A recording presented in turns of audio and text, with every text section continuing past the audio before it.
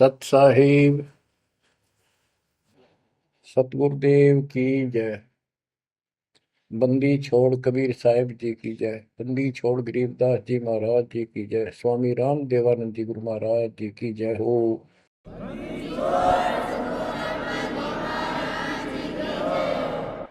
सर्व संतों की जय, सर्व भक्तों की जय, धर्मी पुरुषों की जय।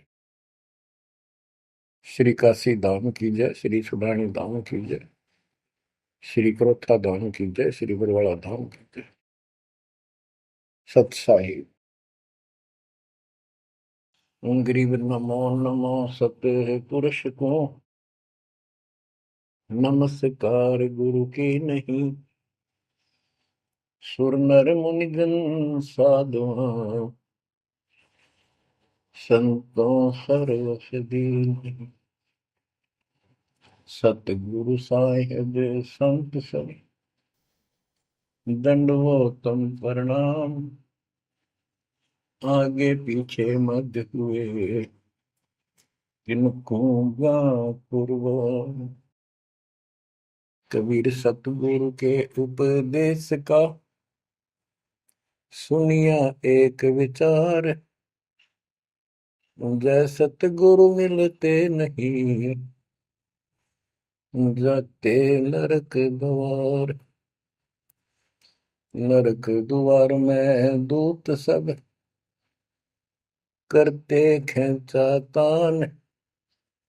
उनसे कभू नहीं छूटता फिरता चारों खाने।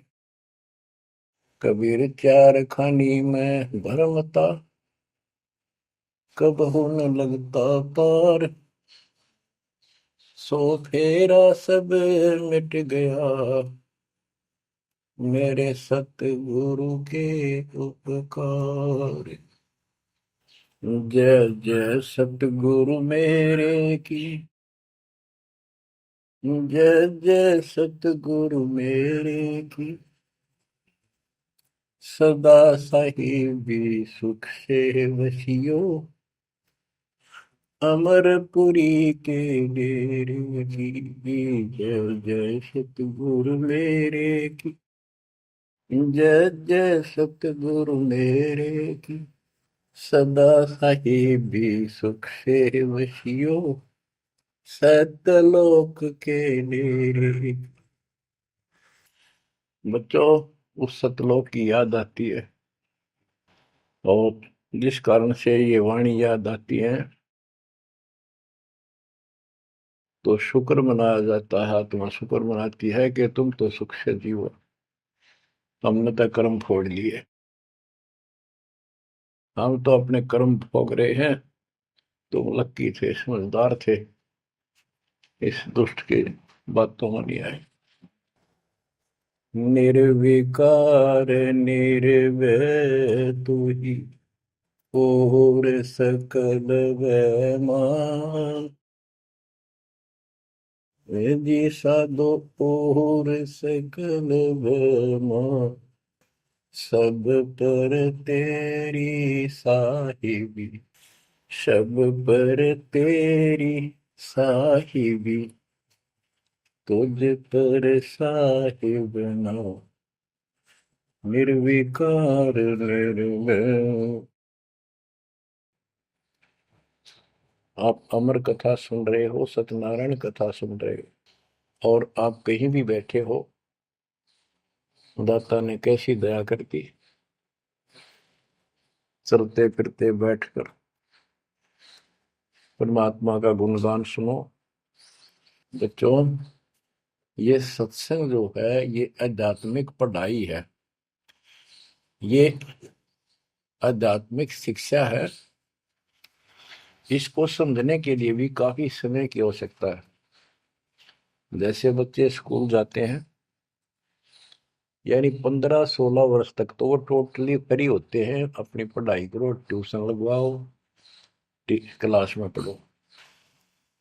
तो ऐसे करते करते वो विद्वान बन जाते हैं, डॉक्टर बन जाते हैं, इंजीनियर बन जाते हैं और बड़ी बड़ी शिक्षाएं प्राप्त कर लेते हैं। इसी प्रकार आपको ये आध्यात्मिक लेक्चर अटेंड करते रहना चाहिए। संसारिक काम भी करो, शिक्षा ग्रहण भी करो, लेकिन ये शिक्षा साथ जरूर ग्रहण करो। इसके बिना सब व्यर्थ है। वो तो सिर्फ पेट के लिए, रोजी रोटी के लिए जो भी कर्म हम करते हैं सब रोजी रोजगार के लिए होता है, और वो रोजगार हम करते करते नुकसान हो जाता है। सब कुछ करते करते हानि हो जाती है, कोई लाभ नहीं मिलता। इधर कमाते हैं, उधर रोग हो जाता है, यहाँ से कमाया उधर खत्म हो गया। तो परमात्मा के चरणों में आने के बाद, इसकी शरण में आ जाने के बाद, तो ये इस तरह के कष्टों को कम कर देगा। परमात्मा की महिमा भी ना सुने, भक्ति ना करें और काम में ज्यादा ध्यान दें, कभी नुकसान ना हो जाए। और वो करते करते हो जाता है, फिर घर के रहते ना गांठ के। इसलिए काम अवश्य करो, पर इसमें नागा ना करो।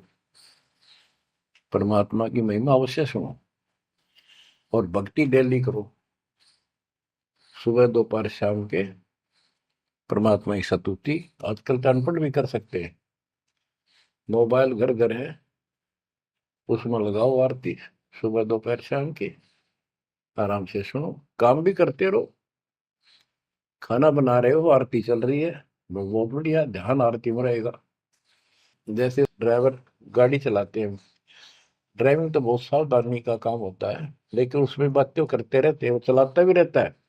इसी प्रकार इस समय का ऐसे सदुपयोग करो, सुमन भी करो, गाड़ी भी चलाओ, तो आरती भी लगा लो, उसके अंदर चलते रहो, सुनते रहो। तो परमात्मा ने आपके ऊपर रजा करने में कसर नहीं छोड़ रखी। और अब आप भी चौकस हो जाओ, सतर्क हो जाओ, समर्पित और दृढ़ हो जाओ। बच्चों, अपने को अपने घर का ज्ञान हुआ, अभी तक तो हमारे को अध्यात्म का सिर पैर भी ज्ञान नहीं था। और जब तक बच्चों हमें विश्वास नहीं होता कि परमात्मा कौन है, इसका प्रमाण कहाँ है, कहाँ प्रूफ है, और हमारी आत्मा इस बात को नहीं स्वीकार कर लेती क्या सचमुच यही सत्य है, तब तक हम भक्ति भी करते रहते हैं और आत्मा अस्थिर रहती है, मन अस्थिर रहता है। कोई भी कोई साधना बताता है, हम उसी को करने के लिए तत्पर हो जाते हैं। वो पहले वाली तो छोड़ते नहीं, और भी शुरू कर देते, क्योंकि हमें चाह है परम पिता की। हमें इस बात का एहसास है कि एक शक्ति है जो हमारे दुखों का निवारण करती है, किस्मत से भी अलग देती है। किस्मत में दुख आया, प्रारब्ध में कष्ट हुआ, तो हम उसके निवारण के लिए किधर झाड़ फूक वालों के पास, कहीं हाथ दिखाने गए, कहीं पहाड़ों पर किसी ने बताया वहां गए, व्रत रखने को कहा वो रखा। हमने हर तरह से कोशिश की कि कोई सुख प्राप्त हो, ज्यादा धन प्राप्त हो, लेकिन ऐसा कुछ नहीं हुआ। वैसे कभी इत्तेफाक से कोई दाव लग गया, कोई हटकर कोई ऐसा लाभ होता दिखा हो गया, वो होना तो था कर्म का, प्रारब्ध में आ गया कोई, और वो सूत बैठ गया। और हम और दृढ़ हो गए उन्हीं पूजाओं पर, उन गलत साधनाओं पर जो गीता में मना कर रखा है। दास अपनी बताता है, ये आपके साथ भी अवश्य हुई है, आपको अब एहसास होगा। जैसे दास बचपन से रामकृष्ण और विशेषकर विष्णु जी का, कृष्ण जी का विशेष भक्त रहा है, इसके साथ हनुमान जी के प्रति भी लगन में, तड़प में, चाव में कोई कमी नहीं थी। इस कारण से मंगलवार का व्रत रखना, किसी ने बता दिया कि जिला राजस्थान में सालासर एक स्थान है जहां पर हनुमान जी का बहुत प्रसिद्ध मंदिर है और वहां जाने से सारे सुख हो जाते हैं। तो दास सिरसा सर्विस करता था। हरियाणा का एक शहर है, पंजाब से सटा हुआ डिस्ट्रिक्ट है। वहां से पता चला तो दास बैठ कर ट्रेन में सालासर पहुंचा। शुरू उतरा वहां से अन्य साधनों से। वहां एक छोटा सा गांव सालासर, वहां एक छोटा सा मंदिर और उसमें एक पत्थर की मूर्ति। उसकी शक्ल भी ठीक सी कोई ना, हनुमान का वो आइडिया लगाया जाता। उस समय यह सन 1978 की बात है। ऐसा कोई वहां पर ज्यादा भीड़ नहीं होती थी। हम सुबह आराम से दर्शन कर लेते थे। हद से हद 500-400 आदमी जाते थे। फिर देखते देखते 10 साल में वहां पर टेढ़ी मेढ़ी लाइन बनने लगी। यानी 4-4 घंटे में नंबर आने लग गया। और उस दौरान जैसे भी कोई राहत मिली, जैसे सर्विस लगी, पढ़ते थे, पास होते चले गए, हनुमान जी और श्री कृष्ण की जय जयकार। और जैसे हम पढ़ते थे, पास होते चले गए। तो ये श्रेय अपने इन इष्ट देवों को मानते थे जो एक से अनेक थे। श्री विष्णु भगवान, कृष्ण जी, श्री राम जी और हनुमान जी, शंकर भगवान जी। यानी शंकर भगवान जी कोई पीछे नहीं रखते थे। और ये बता रखा था अगर माँ की भक्ति नहीं करनी, इसको विशेष ध्यान नहीं देते थे इसके ऊपर। फिर भी पास हुए, सर्विस लगी, पुत्र प्राप्त हुआ। फिर पुत्री संतान होती चली गई। और इतनी खुशी हुई कि सारा कुछ हनुमान जी ने, श्री कृष्ण जी ने, विष्णु जी ने कर दिया। और ये देख रहा है दास के जो कबीर नास्तिक है उनके भी ये सुख हो रहे थे। तो बात ये है, अब पता चला कि ये साधना वो सुख देने की थी नहीं जो हम इनके सिर कर रहे थे। यकीन से होगा इनको श्रेय दे रहे थे। तो बच्चों, कबीर पीछे लग गया जाऊं था मैं लोक वेद के साथ, मार्ग में सतगुरु मिले, दीपक ले दिया हाथ। इस भक्ति के सफर में हम लोक वेद के आधार से इधर उधर भटक रहे थे, सही मार्ग मिला नहीं था और कभी भी मंजिल प्राप्त नहीं कर सकते थे। ठीक है, हमारी तड़प थी तो भगवान भी मिले। जैसे वेदों में प्रमाण है, ऋग्वेद मंडल नंबर 9, सूक्त चमन, मंत्र 3 में कि परमात्मा सबसे ऊपर के लोक में बैठा है। फिर ऋग्वेद मंडल नंबर 9, सूक्त 82, 1, 2, 3 में, ऋग्वेद मंडल नंबर 9, सूक्त 86 के 26-27 में। तो ये बताते हैं कि परमात्मा अच्छी आत्माओं को मिलता है, वहां से गति करके नीचे आता है, उनके संकट दूर करता है, उनको सच्ची राह दिखाता है अपने मुख कमल से। ऋग्वेद मंडल नंबर 9, सूक्त 96 के 16 से 20 तक, ऋग्वेद मंडल नंबर 9, सूक्त 94 का मंत्र 2, 95 का मंत्र नंबर 1। इन सब में मिलाकर एक निष्कर्ष निकलता है कि परमात्मा ऊपर से गति करके आते हैं और यहाँ अच्छी आत्माओं को मिलते हैं। एक कविता, काव्यों यानी लोकोक्तियों, शब्दों, वाणियों, साखियों के माध्यम से अध्यात्म ज्ञान अपने मुख कमल से बोलकर सुनाते हैं। और वो एक कवि की तरह आचरण करते हुए वर्जम घूमते फिरते और अपने मुख कमल से वाणी बोल करके भक्ति की प्रेरणा करते हैं और गुप्त भक्ति के, परमात्मा की साधना के गुप्त मंत्रों को आविष्कार करते हैं, मंत्रों का आविष्कार करते हैं।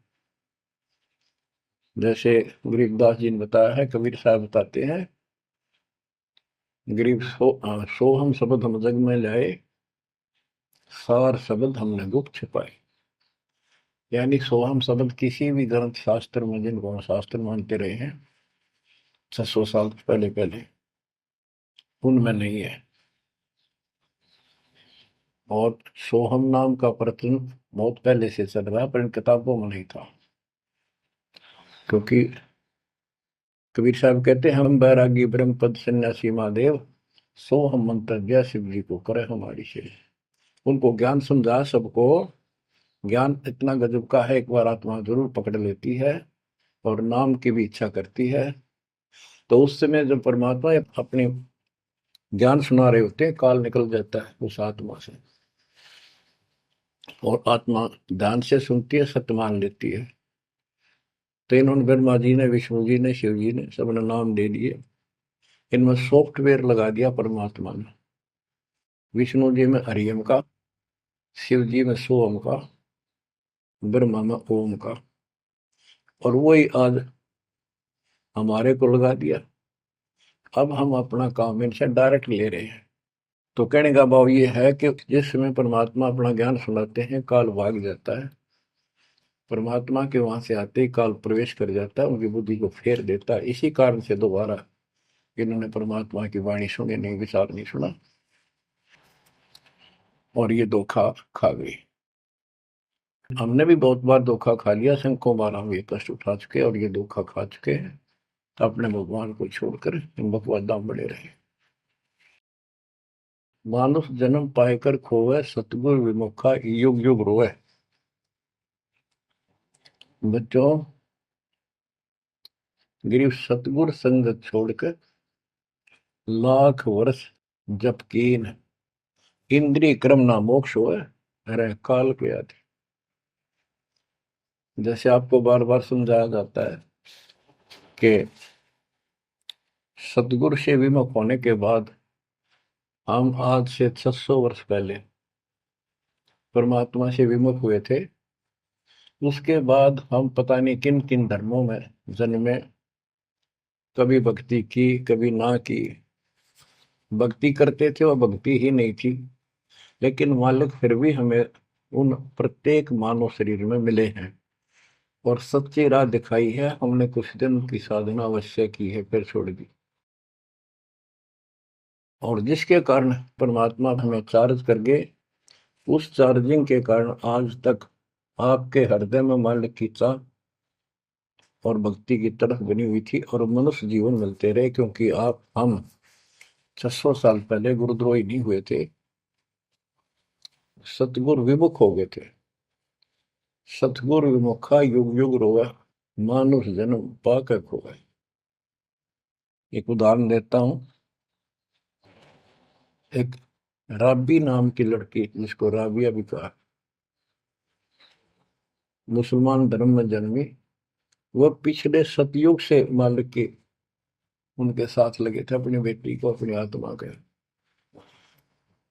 गरीबदास जी ने बताया है कि कबीर साहब बताते हैं, 2 दिन मेरी शरण है। यानी एक बार किसी युग में चाहे वो 10 दिन भी नाम ले ले, फिर छोड़ दिया वो, मालिक उसको अपने खाते में खींचता है। और फिर उसको धीरे धीरे धीरे धीरे, देखो अपने पिता को, देखो हमारे लिए कितना कष्ट उठा रहे हैं। उसको धीरे धीरे चार्ज करते रहते हैं, चार्ज करते रहते हैं, भक्ति की तरफ जन्म जन्मांतर बढ़ाते रहते हैं। उसी कर्म अनुसार, उसी क्रिया में वो लड़की आत्मा रैबी बनी हुई थी। एक लड़की मुसलमान घर में जन्म था, 12-13 साल की बेटी थी, भेड़ बकरियां चरा रही थी। और वो सारी सृष्टि के रचनहार हमारे पिता अपनी बेटी के लिए उस जंगल में पहुंच गए, घास फूस पर बैठ के जाकर बेटी के पास मुसलमान धर्म जिंदा का रूप बनाया। हमारे अंदर एक धर्म कर्म की ये भी एक समस्या है कि हम अपने धर्म वालों को महत्व देते हैं, दूसरों से नफरत करते हैं। ये काल की चाल है। इसलिए दाता सौ सब क्षेत्र में करूं अपने जन के काज, हिरण्यकशिपु जो मार दूं नरसिंह के साथ। अब्राहिम सुल्तान दम के बंदी बन के चले गए, एक नौकरानी बन के चले गए। क्या पड़ा था उनको? कोरडे खाए, नौकर बने, अपने बच्चे को नरक से निकालने के लिए कि तुम बालक को, बुद्धि छोटी है, बच्चे की बुद्धि इतना काम नहीं करती, इस ज्ञान से आपकी बुद्धि विकसित होगी, आप कुछ दिनों में संकेत समझने लग जाओ। अब जैसे रबी को मालिक ने समझाया, तो बच्चों, परमात्मा अपनी उस बेटी, उस आत्मा के, राबिया के पास जाकर बैठ के जंगल में गर्मी सर्दी घास फूस के ऊपर बैठ के और उसको समझाने लगे, बेटी भक्ति किया करो।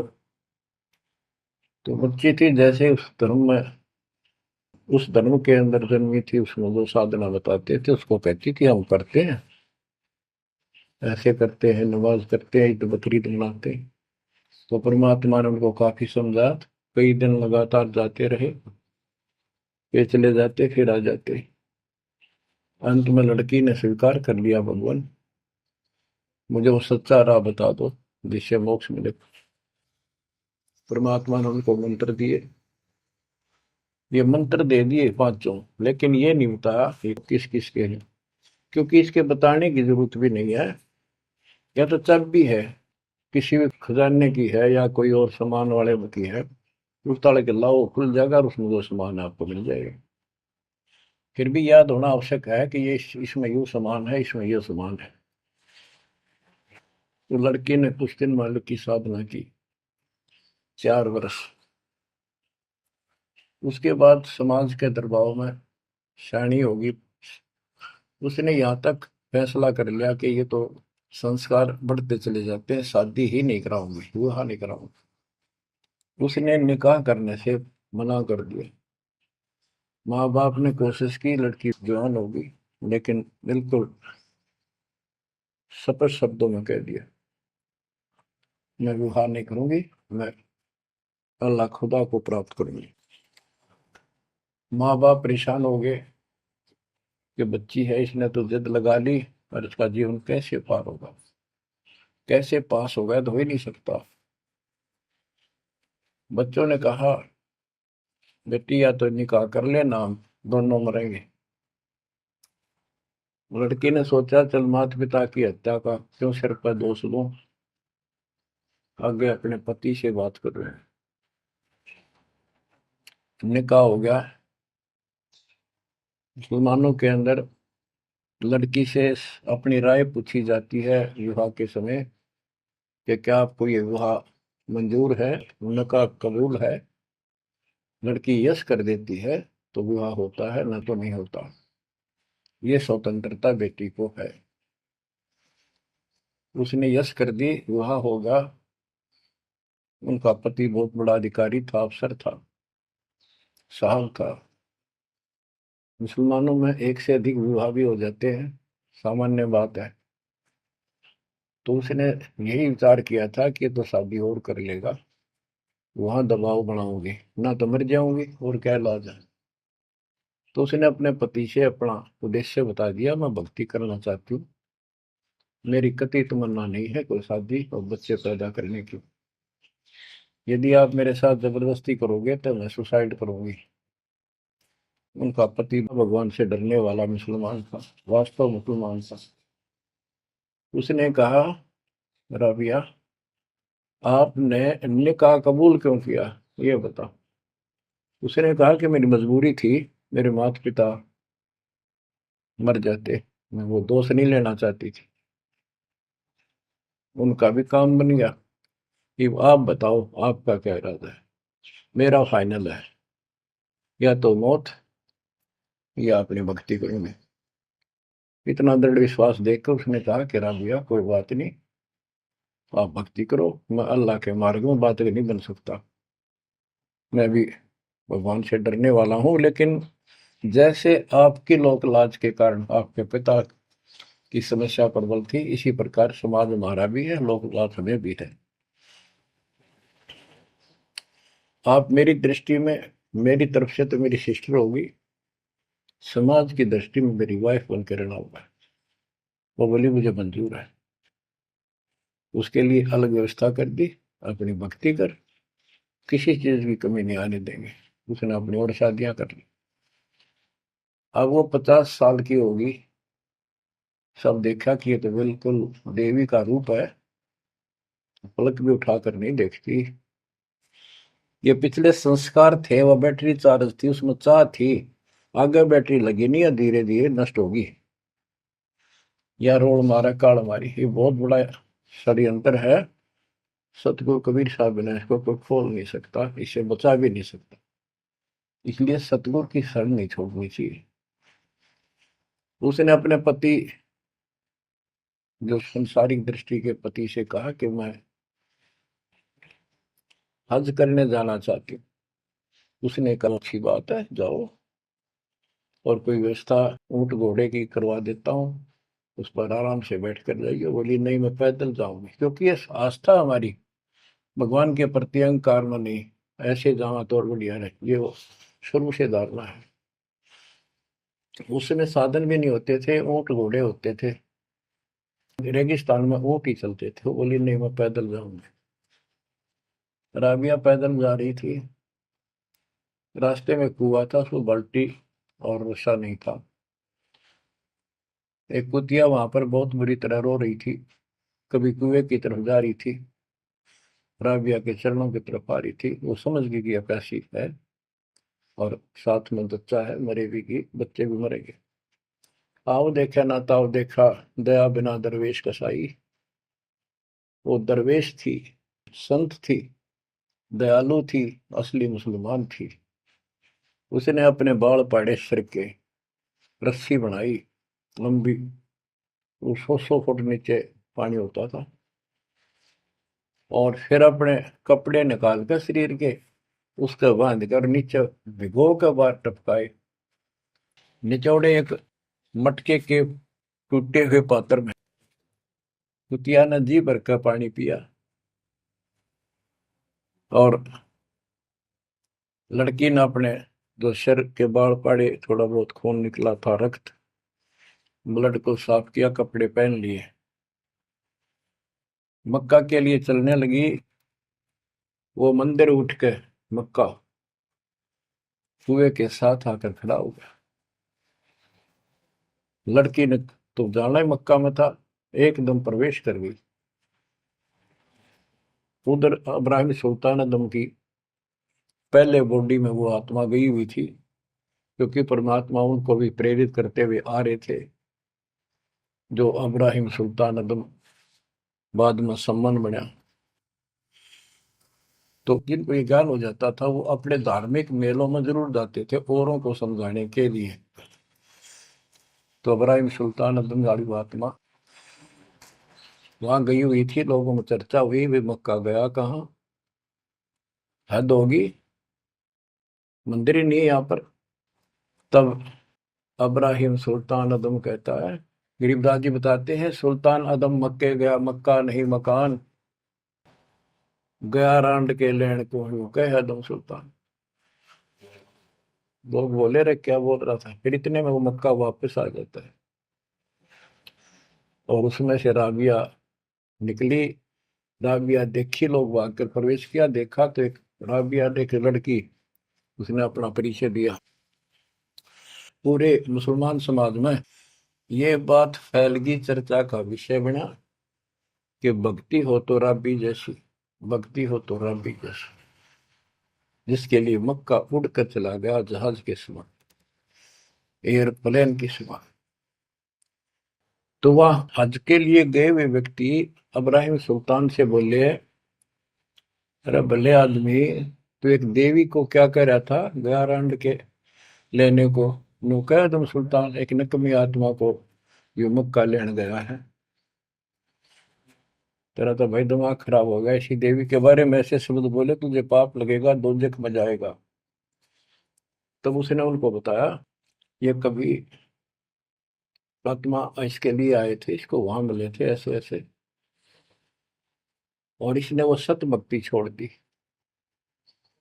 क्योंकि परमात्मा साधु रूप में कहीं प्रकट हो जाते हैं, ये उनका एक नियम है, अच्छी आत्माओं को मिलते रहते हैं। तो उस इब्राहिम सुल्तान वाली आत्मा को बताया था कि ऐसे एक राबी नाम की बेटी है, उसको भी मैंने ज्ञान दिया, पर नालायक ने वह भक्ति छोड़ दी दुख पाव में। तो उसने बताया कि इसको सत भक्ति मिली थी, डरे डोना ही है यार, उस पिछली साधना के कारण ये सब कुछ हो रहा है। परंतु उन लोगों के अबन में कहाँ समाने वाली थी अब बात, दो अक्षरों में। उस जीवन को पूरा करके वो लड़की, वो आत्मा अगले जन्म में एक बांसुरी नाम की लड़की बनी, जन्म हुआ। धार्मिक शब्द सुनाया करती थी, बड़ी परमल की प्रेरणा थी, उसमें भी अनमैरिड रही वो। और यहां तक विचार कर लिया कि ये सुना है मक्के में जो मरता है वो सीधा जन्नत में जाता है, स्वर्ग में। तो इससे बड़ी अवसर कहाँ मिलेगा अगर दोस्ता होगी। मक्के में अपनी गर्दन काट दी और चढ़ा दी, सब जगह ये चर्चा होगी भाई, बांसुरी तो जन्नत में जाएगी, सिद्ध दरवाजे खुले हैं। अब बताओ, वो तो लोकवेद था, तत्व ज्ञान क्या कहते। उसके बाद वो लड़की अगले जन्म में फिर लड़की रूप में जन्मी, युवा होकर वैश्या का जीवन दिया, सारा जीवन गंदे कर्म करो, एक भी अच्छी सोच नहीं थी। छोड़ दिए कर्म काल में, मानुष जन्म पाकर खोए, सतगुर विमुखा युग युग रो। वो फिर मर गई उस गंदे जीवन को भोग, पाप इकट्ठे करके ढेर लाग। उस 3-4 साल की साधना से उसको मनुष्य शरीर मिलते रहे। उस दौरान परमात्मा ने कोशिश की, लेकिन वो रंग में रंग चुकी थी। बांसुरी वाले में खुद गायक बन गई, लोग प्रशंसक हो गए, बड़े बड़ी अल्लाह का ज्ञान सुनाती है। और वैसा बनने के बाद उसी कर्म वैसे फूट लिए, अच्छे बात समझ में नहीं आई। वो फिर मृत्यु को प्राप्त हुई, वैसा का जीवन, गणका का जीवन भोग कर फिर वो शेख तकी नाम के एक धार्मिक मुसलमान पीर के घर जन्म लिया बेटी के रूप। 11 वर्ष की, 12 वर्ष की आयु पूरी करके वो मर गई, समय संस्कार पूरा हुआ। परमात्मा कहते हैं, सो सल छिदर मैं करूं अपने जन के काज, उस आत्मा को फिर अपने चरणों में लेना था, अपनी प्यारी आत्मा। जो जन मेरी शरण है ताका हूं मैं दास, केल के लाग्या करूं जब लग धरती आकाश। तो कारण बनाया, शेख तकी के मन में ये धारणा पैदा की कि राजा सिकंदर लोदी से, जो उसका धार्मिक पीर था शेख तकी, उसने कहा कि आप कहते हो इसने, कबीर ने रामानंद जी को जीवित कर दिया, गर्दन काट दी थी आपने, और आपका जलन का रोग ठीक कर दिया, कमाल जिंदा कर दिया। वो तो वैसे उसमें सदमे में था, वो ऐसे वैसे हो जाता, इत्तेफाक उसको जीवित होना था, इसका कबीर का नाम बन गया। जब जानू मैं इसको, मेरी बेटी को जिंदा कर दे जो कब्र में दबी हुई है, 15-20 दिन हो गए। तो कबीर साहब से कहा गया, कबीर साहब ने कहा कि आसपास के लोगों को बता दो कि आ जाओ, एक कमाल होगा। उस शेख तकीर ने ढिंढोरा पिटवा दिया कि इसकी बेइज्जती हो तो छक्का हुआ है, मूर्ख बना रहा। उधर कबीर साहब ने कह दिया कि भाई खूब बुला लो, आस पास जितने बुला सकते हो, सबके सामने देखते हैं परमात्मा की क्या रजा होती है। हजारों व्यक्तियों के सामने कबीर साहब ने कहा, एक शेख तकी की बेटी जीवित हो जा। कब्र फुलवा दी, उसमें 100 पड़ा था। कहा एक शेख तकी की बेटी जीवित हो जा, लड़की नहीं जीवित हुई। फिर दोबारा कहा, फिर भी जीवित नहीं हुई। शेख तकी नाचन लग गया, खुल गई पोल डोंगी की। देखो ये बकवास करता था, सुन लो भाई, है डोंगी पाखंडी झूठा। तो परमात्मा ने कहा कि शेख तकी तू कोशिश कर ले। तो और दूसरे बोले जी, ये कुछ करने जोगा होता था, अपनी बेटी ने कौन मिट्टी में दाबा है, आप पर दया करो। तब कहा है कबीर की बेटी, जीवित हो और बाहर आ बेटा। इतना ही कहना था। सारा शरीर में कंपन हुई, डेड बॉडी जीवित होगी और उठ के बेटी बाहर आ गई। मालिक के चरणों में मस्तक टेका। 1.5 घंटा तक अपनी पिछली गलतियां और कबीर भगवान की समर्थता सबके सामने बताई और कहा कि ऐसे ऐसे मुझे ये भगवान मिले थे अल्लाह। ये खुद अल्लाह अकबर हैं, पूरी सृष्टि के रचने वाले, सबके दुख दूर करने वाले। मेरे कर्म फूट गए, मैं इनको छोड़कर ऐसे ऐसे गंदे जीवन जी के मैं आज फिर इनकी कृपा हुई, मैं कोई मनुष्य जीवन शेष नहीं था। पशु पक्षी बनने वाली लाइन में खड़ी थी। ये परमात्मा वहां पहुंचे और धर्मराज के दरबार से मैं मुझे पेश किया, वहां से मेरे कागज निकाल दिए और मुझे साथ लेकर यहाँ के छोड़ा है। बोलो सतगुरु देव की जय हो, बंदी छोड़ कबीर साहिब की जय हो।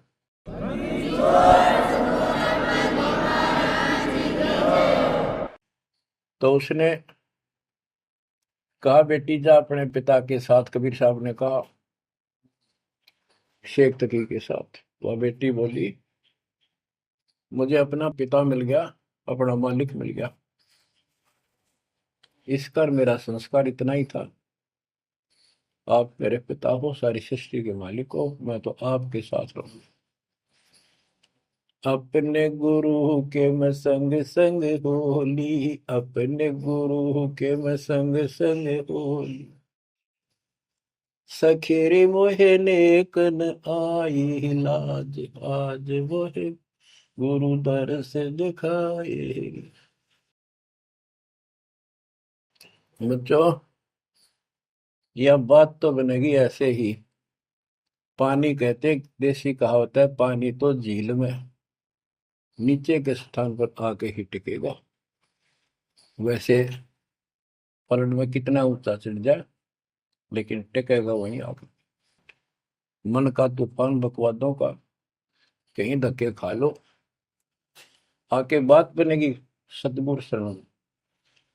तो कहते हैं गरीबदास जी का है, गिरिव सतगुरु संगत छोड़कर लाख वर्ष जब की, इंद्रिय कर्म ना मोक्ष हो, रहे काल के आखी।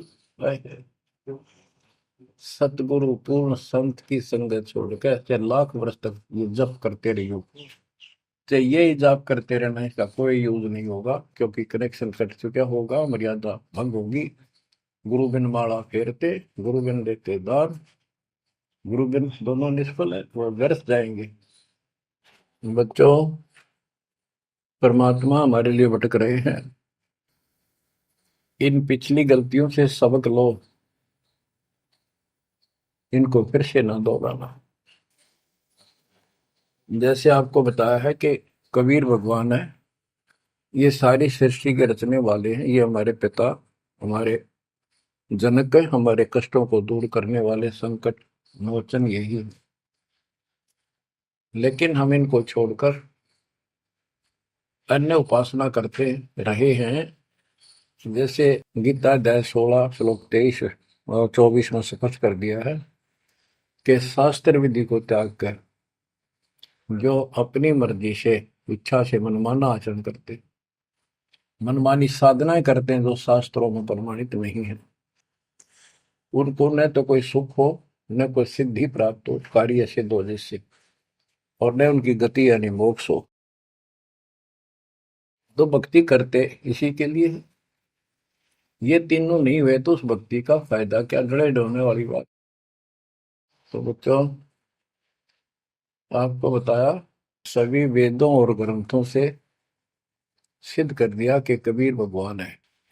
वेदों को तो पूरा विश्व मानता है और हिंदू समाज तो इस पे कुर्बान है। उसके बाद दूसरा नंबर गीता, वेदों से भी प्रथम आ चुकी है वर्तमान में, क्योंकि इसमें ज्ञान बिल्कुल संक्षिप्त में और बहुत तीर्थाई सीरीज में। तो इसलिए इनमें सबसे आपको प्रमाणित कर दिया कि कौन सी भक्ति करनी है, कौन सी ना करनी है। गीता अध्याय श्लोक 23 में तो 16 के 23 में तो बता ही दिया कि शास्त्र विधि को त्याग कर मैं अनाचरण करते हैं, उनको कोई यूज नहीं। 24 में कहा कि इससे तेरे लिए अर्जुन शास्त्र ही प्रमाण है, कर्तव्य जो साधना करने योग्य है और अकर्तव्य जो ना करने वाली है, इन्हीं के आधार से करो। गीता अध्याय 9 श्लोक 25 में कहा कि भूत पूजने वाले भूतों को प्राप्त होंगे, पितर पूजने वाले पितरों को प्राप्त होंगे, देवताओं की भक्ति करने वाले देवताओं को प्राप्त होंगे, और मेरी भक्ति करने वाला मुझे प्राप्त होगा। अपनी साधना का पूरी गीता में 8वें अध्याय के 13वें श्लोक में एक मंत्र बताया है, ओम इति एक अक्षरम, ओम इति एक अक्षरम व्यवहारण माम मम ब्रह्म अनुसमरण। ओम इति एक अक्षरम मम मम ब्रह्म यह प्रयाति तजन देव से याति परमात्मा। मुझ ब्रह्म का केवल एक ही मंत्र है जिसका जाप करना अंतिम सांस तक जो इसकी साधना करता है वो मेरे से इस ओम से प्राप्त होने वाली गति को प्राप्त होता है। वो गति कौन सी है, इसके लिए आपको, क्योंकि ये एक लेक्चर है, पीरियड है जो दास आपको दे रहा है, और इसमें टीचर पहले दिन से लेकर 1 साल तक यह पढ़ावा है, तब जा करके बच्चों के दिल में स्वभावत है 100 बार पढ़ा ले तो भी पढ़नी पड़ती है, तभी उसके ऊपर विश्वास उतर जाता है, वो हृदय में जम जाती है। श्री देवी भागवत के 6ठे स्कंद में हिमालय राजा को वो देवी का परम भगत था, कुछ बातें नहीं हो रही थी, तो उसने कहा मुझे मोक्ष दो। धन तो बहुत दे दिया आपने, तो उसने कहा मोक्ष, ये झूठ बोले ने ज्ञान तो है नहीं, और उस भक्ति का ज्ञान इनको, क्योंकि उन्हें वो खत्म कर दिया जो मूल ज्ञान था, सूक्ष्म वेद का वो पार्ट हिस्सा। तो इसने कहा कि ओम का जाप कर। राजा हिमालय से श्री देवी ने कहा, दुर्गा ने, ओम का जाप कर और सब बात छोड़ दे, वो ब्रह्म दिव्य आकाश रूपी ब्रह्म लोक में रहता, उस ब्रह्म को प्राप्त हो जाओगे, तुम्हारा कल्याण हो। गीता अध्याय 8 श्लोक 16 में बताया है कि ब्रह्म लोक में गए वे भी सब पुनरावृत्ति में है। गीता चारों वेदों का सारांश है, ये वेद है, जितना इसमें वेदों वाला ज्ञान है वो सत्य है, कुछ काल ने अपना मिलावटी किया है, वो अलग दिखाई देता है, वो केवल युद्ध कराने के लिए अटकलबाजी इसने की है, और बीच में अपना तड़का भी लगाया है, वो साफ निर्णय हो गया, क्योंकि सूक्ष्म वेद सब कुछ है, उससे सभी छट गया अलग अलग से, ये गलत है ये ठीक है। तो ब्रह्म लोक में गए वे भी पुनरावृत्ति में पुनर्जन्म होता है। गीता अध्याय 4 श्लोक 5 में इसने स्पष्ट कर दिया, अर्जुन तेरे मेरे बहुत जन्म हो चुके हैं, तू नहीं जानता नहीं है। गीता अध्याय 2 श्लोक 12 में यही 10 के 2 में बताया कि मेरी उत्पत्ति तो हुई है, लेकिन ये ऋषि देवता नहीं जानते, क्योंकि ये मेरे से उत्पन्न हुए। फिर उस ज्ञान को, जैसे जहां से शुरुआत हुई थी कि परमात्मा सतलोक से सबसे ऊपर के लोक में रहता, वहां से चलकर गति करके आता है, अपना सच्चा ज्ञातम ज्ञान खुद बोलकर बताता है। गीता अध्याय 4 श्लोक 32 में, ये कोड वर्डों में है गीता ज्यादातर, उसमें बताया कि जो ज्ञान ब्रह्मणे मुखे सचिदानंद घन ब्रह्म ने अपने मुख कमल से बोली वाणी में बोला है, उस वाणी में विस्तार के साथ लिखा है, उससे ये पूर्ण मोक्ष होगा, फिर कभी जन्म मरण नहीं होता। उसके बारे में चौथे अध्याय के 34वें श्लोक में कहा है कि उस ज्ञान को तत्वदर्शी संतों के पास जाकर समझ, उनको दंडवत प्रणाम करने से, कपट छोड़कर उनकी सेवा करने से वो तत्वदर्शी संत जो तत्व ज्ञान का उपदेश करेंगे। गीता अध्याय 15 श्लोक 1 में स्पष्ट कर दिया है, जो इस उल्टे लटके हुए संसार रूपी वृक्ष की के सभी विभाग का नारा नारा ज्ञान बता देता, सभी विभागों का पार्षद सवेदवित व वेद के तात्पर्य को जानने वाला है।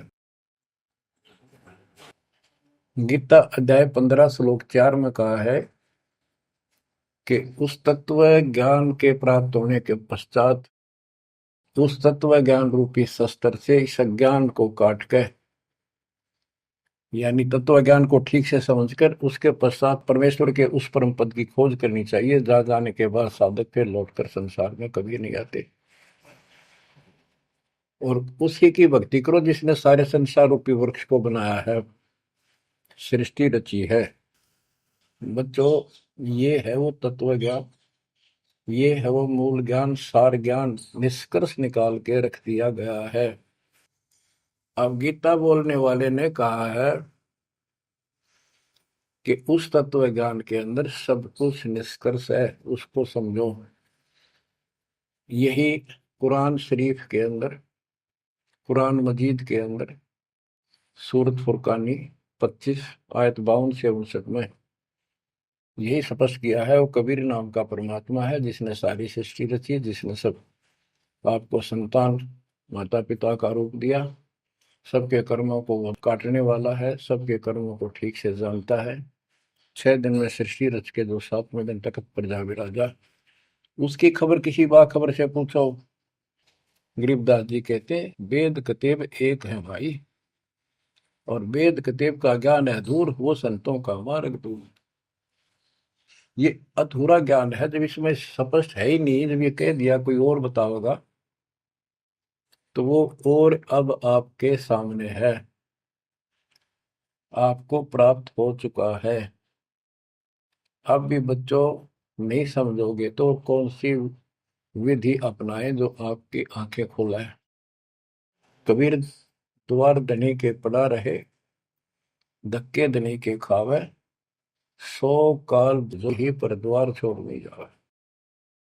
अब आपने इतना करना है, इस ज्ञान को समझकर मालिक से दूर ना होना, सतगुरु विमुखा मत हो जाना। इसमें आपको अच्छा लगे चाहे कोई कष्ट लगे, वो कष्ट भी गॉड गिफ्ट होगी। हो सकता है पता नहीं कौन सा पहाड़ सा कष्ट आपका हल्के में टल रहा हो, पर जल्दी ना करया करो।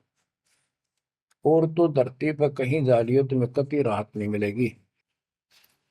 तो बच्चों, मानत ना मन मोरा साधो, मानत ना मन मोरा रे, बार बार मैं ये समझाऊं जग में जीवन थोड़ा रे, बार बार मैं ये समझाऊं जग में जीवन थोड़ा है। दुविधा दुर्मति चतुराई में जन्म गया नर तोरा रे, अब भी आने में लो सत्संग में, करो गुरु ज्ञान पर गौरा रे। अब भी आने में लो सत्संग में, करो गुरु ज्ञान पर गौरा रे। शरण पड़े को गुरु संभाले, जाने का बालक भोला रे। कह कबीर तुम चरण चित राखो, जो सोई में डोराए। कह कबीर तुम चरण चित राखो, जो सोई में डोरा रे। मानत ना मन मोरा साधो,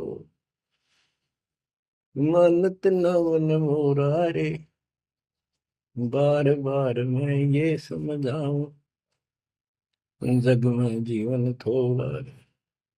बच्चों, जैसे धागा सुई में चिपका रहता है, ऐसे लटके रहियो परमात्मा के दास के चरणों, मोक्ष मिलेगा सत्साहिब।